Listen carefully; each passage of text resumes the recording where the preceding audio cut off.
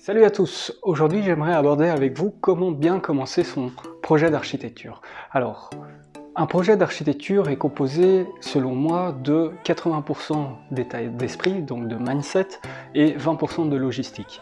Qu'est-ce que j'entends dans le mindset? C'est vraiment tout ce qui va se passer dans votre cerveau. La persévérance, la consistance, le fait de accepter la critique, d'améliorer son projet quoi qu'il arrive et de comprendre qu'il n'y a pas de mauvaise réponse. Donc tout ça, ça va demander une certaine maturité. Dans les 20%, ce que j'entends par rapport à la logistique, c'est la maîtrise du dessin, la représentation graphique, les logiciels Photoshop, Illustrator, etc. Ça vient vraiment en deuxième partie. Le problème actuellement dans le système à la Cambre, en tout cas, c'est qu'on va plus vous demander de la représentation graphique, donc les 20%, et tout le monde va se focaliser sur faire des belles planches, faire des beaux plans et faire tous les documents demandés, et moins sur ce qui se passe dans votre cerveau, donc l'accompagnement du processus créatif, ça veut dire comment j'interprète les informations du professeur, comment j'interprète la critique, comment j'interprète les points positifs et négatifs de ce que j'ai présenté, etc., etc. C'est pour ça que pour bien commencer son projet d'architecture, il faut accepter le fait que c'est un terrain inconfortable. Pourquoi? Parce qu'il n'y a pas de bonne réponse.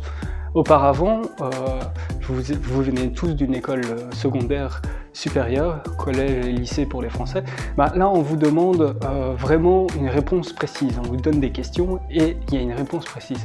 Et on a entraîné votre cerveau à vraiment toujours avoir la réponse que l'autre attend. Et c'est pour ça qu'on se dit oui, je vais avoir 14, je vais avoir 16, je vais avoir 18, je suis intelligent. En projet d'architecture, on n'attend rien comme réponse. Les profs n'attendent pas forcément quelque chose de précis. Ils attendent qu'un architecte lui parle comme un architecte. Donc, à partir de maintenant, quand vous présentez un projet ou quand vous présentez des esquisses ou quand vous faites quelque chose, vous le faites premièrement pour vous.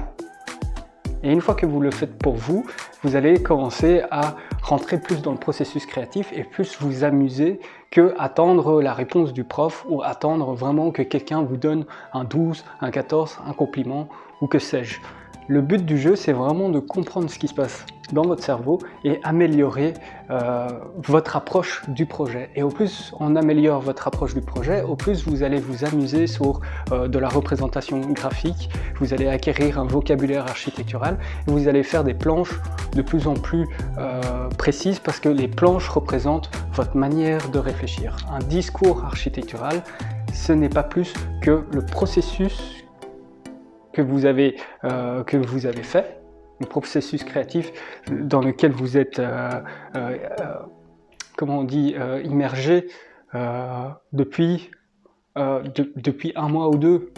Et ce qu'on vous demande au jury, c'est vraiment en 10 minutes, de manière synthétique, d'expliquer à travers des schémas comment vous avez réfléchi, qu'est-ce que vous proposez et en quoi cette proposition est qualitative pour le site demandé ou pour le programme demandé. C'est aussi simple que ça, mais c'est compliqué parce que ça demande toute une réflexion et de détruire un peu ce qu'on vous a appris à l'école secondaire, au lycée et au collège.